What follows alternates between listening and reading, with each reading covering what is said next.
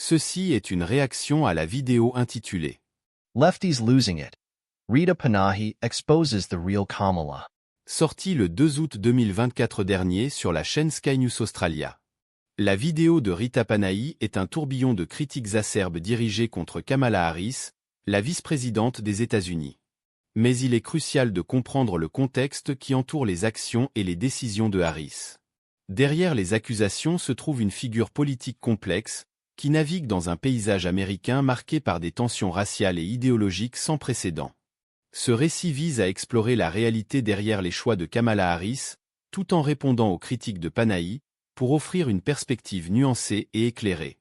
Dès le début, Rita Panahi met en avant le refus de Kamala Harris d'utiliser le terme terrorisme islamique radical, qu'elle considère comme une omission stratégique.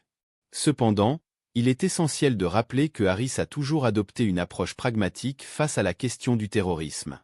En évitant de stigmatiser une religion entière, elle cherche à rassembler plutôt qu'à diviser, reconnaissant que le combat contre le terrorisme doit être mené sans alimenter la haine contre les musulmans américains. Sa démarche vise à protéger les communautés vulnérables tout en maintenant un discours ferme contre les extrémistes. Alors que Panahi critique cette position, il est important de noter que Harris n'est pas la seule à avoir adopté cette ligne de conduite. De nombreux experts en sécurité nationale ont souligné que l'emploi de termes polarisants peut nuire à l'efficacité des efforts de contre-terrorisme. Harris, en tant que vice-présidente, a la responsabilité de maintenir une politique de sécurité nationale qui soit à la fois efficace et respectueuse des droits civiques. Ce n'est pas une tâche facile, et sa prudence dans le choix des mots reflète une compréhension profonde des enjeux. Dans la suite de sa vidéo, Panahi s'attaque à Harris pour avoir levé des fonds en soutien à des manifestants, certains d'entre eux ayant été accusés de crimes. Il est vrai que Harris a soutenu le mouvement Black Lives Matter, mais cela doit être vu dans le contexte plus large des luttes pour les droits civiques aux États-Unis. En soutenant ces causes, Harris ne justifie pas les actes criminels. Elle exprime plutôt son engagement envers la justice sociale et la réforme des forces de l'ordre, des questions qui touchent profondément les communautés afro-américaines. Rita Panahi pointe ensuite les efforts de Harris pour séduire la communauté afro-américaine, les qualifiant de condescendants. Pourtant, Harris, en tant que femme noire et sud-asiatique, partage une histoire et une expérience commune avec ces communautés. Son ascension politique est une source d'inspiration pour de nombreux Américains de couleur. Les critiques de Panahi sur ce point semblent ignorer les réalités de la politique américaine, où la représentation et l'identité jouent un rôle crucial dans la mobilisation des électeurs. Une autre critique majeure de Panahi concerne le racisme dont Harris et sa famille ont été victimes. Elle dénonce à juste titre les attaques personnelles et les stéréotypes dont la vice-présidente a fait l'objet. Toutefois, ce qui semble absent du discours de Panahi, c'est une reconnaissance de la résilience de Harris face à ces agressions. Malgré les attaques incessantes, Harris continue de se battre pour les causes qu'elle croit justes, refusant de se laisser distraire par la haine. Panahi conclut en accusant Harris d'opportunisme et de manque de courage face au défi du terrorisme islamique radical. Pourtant, les décisions politiques de Harris montrent une femme engagée dans la lutte contre toute forme d'extrémisme, tout en s'assurant que les droits de chaque citoyen sont respectés. Son approche peut sembler trop modérée pour certains, mais elle reflète un engagement envers une vision de l'Amérique où la sécurité et les droits civiques peuvent coexister. Enfin, il est important de replacer les critiques de Rita Panahi dans le contexte plus large du débat public américain. Les tensions identitaires qui traversent ce pays sont le reflet de siècles d'injustice et de lutte pour l'égalité.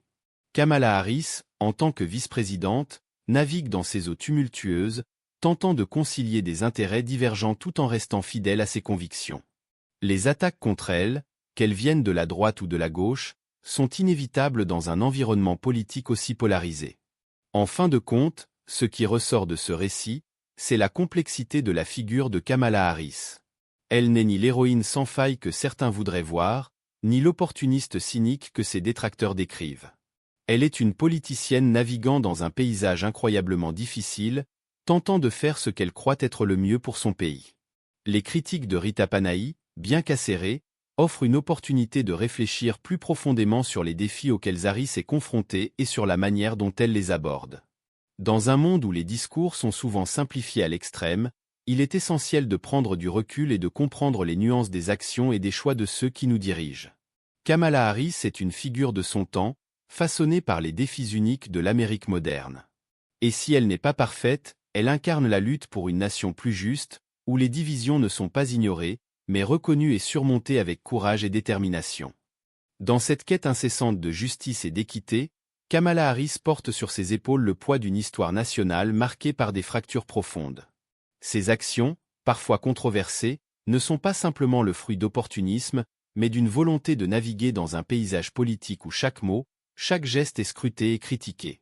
Les critiques de Rita Panahi, bien que tranchantes, mettent en lumière une réalité complexe. Elles soulignent les tensions entre la nécessité de maintenir l'ordre et la reconnaissance des injustices subies par certaines communautés. Panahi voit en Harris une figure qui hésite, qui semble marcher sur la corde raide entre le respect des normes politiques et la quête de justice sociale. Mais cette hésitation, loin d'être une faiblesse, peut être perçue comme une réflexion profonde sur la meilleure manière de servir tous les Américains. Le soutien de Harris au mouvement comme Black Lives Matter, souvent critiqué par la droite, illustre son engagement à aborder de front les questions de brutalité policière et de discrimination raciale. Pourtant, elle sait aussi que la justice ne se fait pas dans la rue, mais dans les lois et les politiques publiques. Ce double engagement dans les causes populaires et les institutions témoigne de son désir de réformer de l'intérieur, d'apporter des changements durables plutôt que des gestes symboliques. Les accusations d'opportunisme sont souvent lancées contre ceux qui osent naviguer entre différentes identités et allégeances. Mais Kamala Harris, avec son héritage multiculturel et son parcours unique, représente une Amérique en pleine évolution, une nation qui ne peut plus être définie par des frontières rigides de race, de classe ou de genre. Son approche de la politique reflète cette complexité. Elle est à la fois une femme noire et sud-asiatique, une procureure générale rigoureuse et une militante pour la justice sociale.